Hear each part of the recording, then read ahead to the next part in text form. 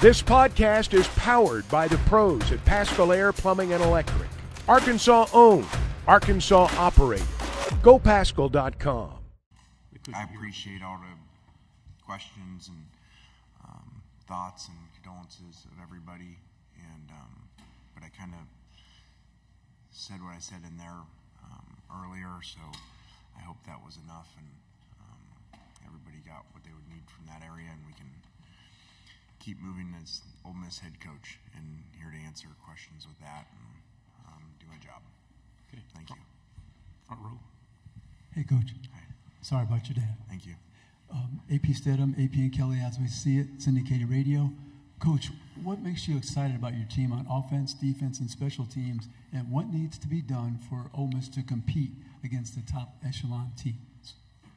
Well, all areas. I mean, I don't sound coach speak, but I really am excited about all areas because either we have players we're familiar with coming back that have done really well, or we've added players in those areas that have performed well at other places. So that's an exciting thing to have. Every year you don't have that.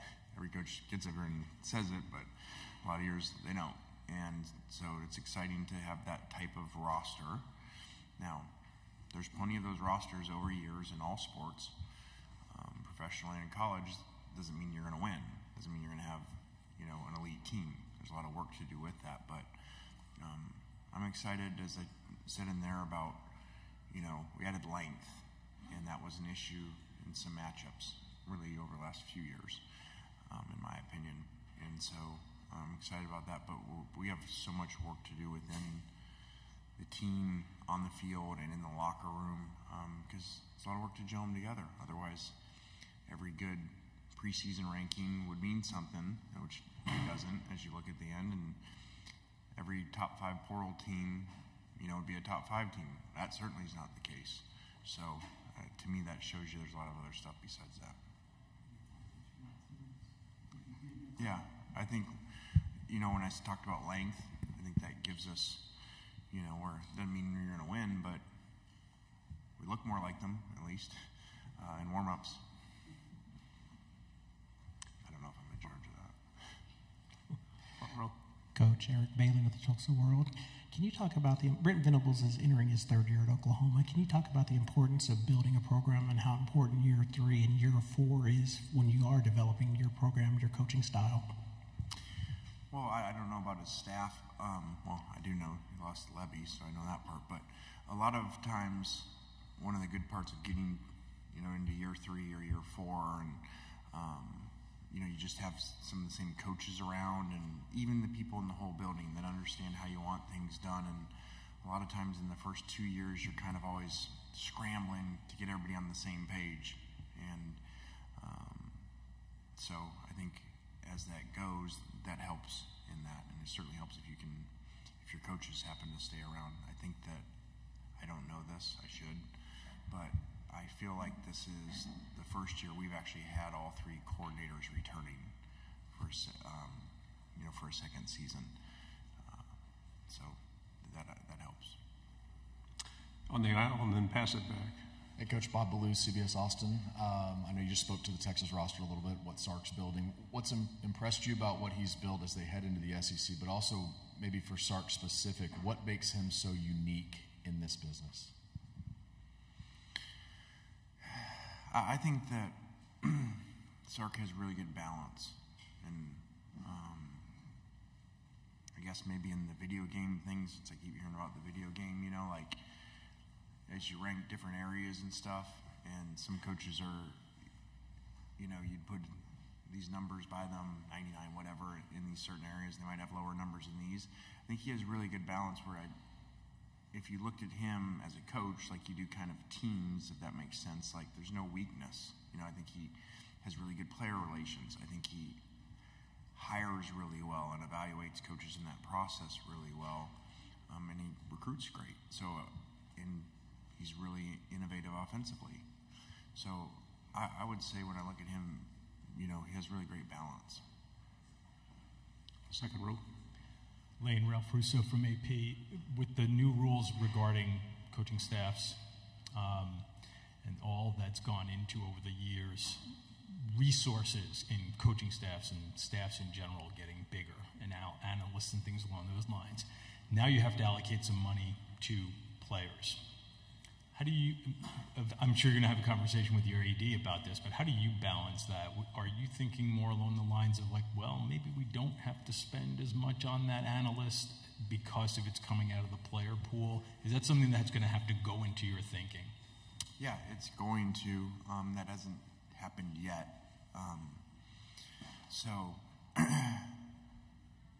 there's going to be a lot of that. You're going to have to put a lot of thought of that. To me, that's just like when the portal started, or more portal windows, and then multiple transfers. Like, I think we've done a good job of putting a lot of thought into how we do things in different areas, and that'll be one. And I think one of the things we've done well is we say don't think outside the box, create a new box. And I think we've done that in some areas, whether it's been over the years offensively and with the portal. So I just think we'll take all that in, and we certainly won't just do what seems to be the good thing. We'll really figure it out and research, and there's not really analytics on that yet, but I can tell you my analytics in my head will tell me that if you got a budget and you've got to, like, if this is the pot, which I don't know that it necessarily is, because you still got a lot of work to do. Is our collective still alive and our donors still alive outside of that? But if it really was like true salary cap that you said is a salary cap for players and coaches, which would be unique because professional sports obviously just the players, I can tell you my first reaction would be move to the players. And that's not to be nice because I'm a player's coach. That's because the players matter more than the coaches, and more analysts and more outside linebacker coaches and slot receiver coaches and all these names that people come up with and stuff. I'm the first to tell you you can have these great schemes and draw all this stuff, but players matter. Second row. Coach, in the big room, you talked about losing some rivalries and with this new system, and obviously you've gained a reputation of being fun to follow on social media. There seemed to be some back and forth last year with some of your tweets towards Auburn, where there was Bruce Pearl losing a basketball game, or Hugh Freeze and the Derek Nix situation. I'm just wondering if that's just good-natured rivalry, if there's an underlying issue there that maybe we don't know about. No, I think that's just me being me, and I kind of always thought, not that I'm right, because most people don't do this, that Twitter, you just be yourself. Like, I don't do much coach speak, but I certainly don't on Twitter. And so, like, I was always like, it'd be kind of cool to just be a normal fan and be able to say this and retweet this if you see it, and not really overthink, well, if I retweet this, you're going to think this, and you're going to think this, and you're going to think this, and then, well, my donor's going to think this, well, then that future AD is going to think that, which is a lot of the way coaches think. And I just don't do that. So, I'll say this since you mentioned Hugh. I really am appreciative of a message he sent me that was really meaningful in the last few days. That was really, really neat. So I'm very grateful for that. Second row. Hey, Lane, Brett McMurphy with Action Network. I have a two-parter, so I'll just ask one at a time. What kind of impact did it have on your life and your career when Nick Saban brought you to Alabama? Wow, it was huge. I mean, I mentioned it in there, and seeing him today, and obviously in different roles and everything, but he came in, and after I had the first initial media, I was back there, and he came and found me, and it's really cool, a really neat moment, and so I'm very appreciative to him those 3 years, and really him taking a chance on me, not just, okay, what did I learn when I got there, which is all over our program, whether that's coaches hired, former players hired, principals, process over outcome, all kinds of things are all over our program from coach. But the opportunity that he gave me to come there, when I feel like a lot of people wouldn't, because it was controversial. and I give him credit.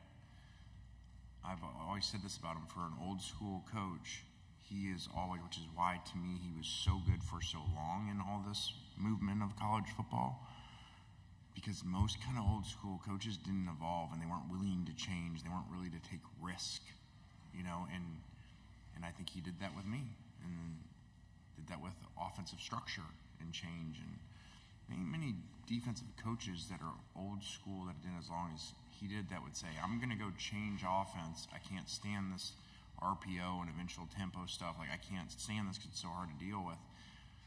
You would think most coaches would be like, okay, I want that, and I'm going to go do that. They rarely didn't. And as you study over time, that's why a lot of them didn't succeed because of that. And he's always evolved, and even though in a lot of ways he's conservative and old school, he evolves and takes risks. With Coach Saban now retired, you mentioned he took a chance. Do you think there are other coaches now that will take chances on some guys, maybe that other people might not want to take a chance? And who are those guys, do you think? I do think that what Coach did with a lot of coaches in taking, you know, fired head coaches, you know, or maybe they had an off-field issue, some of them, you know, and taking them, and I was fortunate to be a coordinator. A lot of those times they've been analyst roles over the years to kind of get them back in, and I think people like to copy success, and I think over time people have been more apt to do that because they saw Alabama succeed, but then they saw those coaches go on to succeed other places, and then they kind of pay it back. And I think we, whatever that group is of coaches, you know, there's a lot of them, head coaches now from Coach. I think if you look at them, they do that. You know, we do that. We've got a couple, we just added in the last,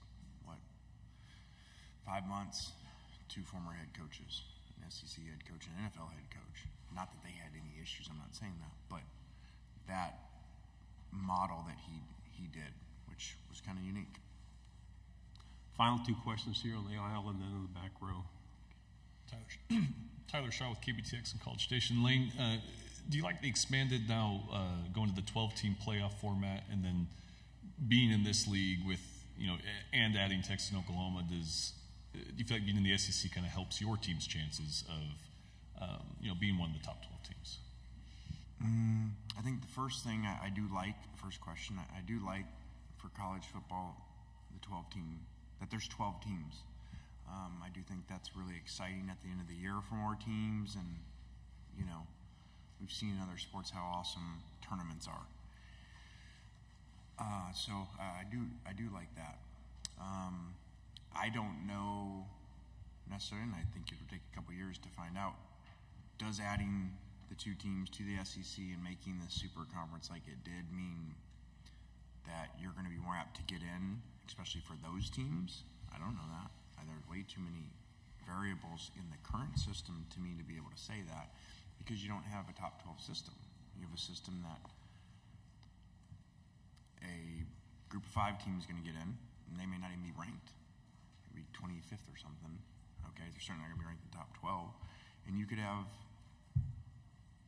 one of these other conferences have a conference champ. I wouldn't think it would ever happen in the SEC, but a conference champ that isn't in the top 12 that's going to jump. So now you may have 11 and 12. These 2, the 11th and 12th ranked teams in the country aren't getting in. They're going to get jumped by teams way down here. So I think you do have some issues there where you can't say, oh, just being in this conference is going to help you because of that. Final question. Bradley Davis, WAPT Sports in Jackson, Mississippi. Lane, last year, this time last year, you and your team were talking about how the fading in 2022 at the end of the season, and kind of attributed that in part to having a whole new team in this free agency, as you call it. What were you able to change to overcome that in 2023, and do you think you've established a blueprint for this new age with all these new players coming in every year? Yeah, I think part of that's being fortunate. You know, you have games come down to the end and the ball goes this way and the kick doesn't go in versus goes in, or it's blocked versus doesn't. So I'm the first one to say, okay, you got to look at the whole thing versus just, oh, we did this great job, so now we were great because we blocked the kick and it didn't go in and we lose the game, or the year before, okay, we don't know what we're doing and we got to change everything, but yet I think we're 8 or 9-1 with the ball inside the 20-yard line to beat Alabama, and we don't score, So there's a lot that goes into that, but I do look back and I say I don't think that we had a phenomenal culture, which is my responsibility as the head coach, to weather when that Alabama game went bad and then all of a sudden fall off. And I think that's a portal issue, just like it is in sometimes in professional states, a heavy free agency issue. They haven't been there long. In college, they didn't really initially pick them. NFL is different because they got picked. So they didn't initially pick them, so maybe now why are they going to the places they're going? So a lot goes into that, and I think last year we got some really good breaks in the games too, but that was a really good culture last year of players that were there for the right reasons. BetOnline is your #1 source for all your betting needs. Get the latest odds, lines, and matchup reports for baseball, boxing, golf, and more. BetOnline continues to be the fastest and easiest way to place your wagers, including live betting and your favorite casino and card games available to play right from your phone. Head to the website or use your mobile device to sign up today and get in on the action. Remember to use our promo code BELIEVE, that's BLEAV, for your 50% welcome bonus on your first deposit. Bet online, where the game starts.